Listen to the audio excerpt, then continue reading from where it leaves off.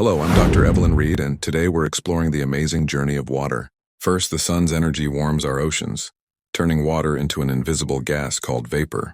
This process, known as evaporation, lifts the water high into the air.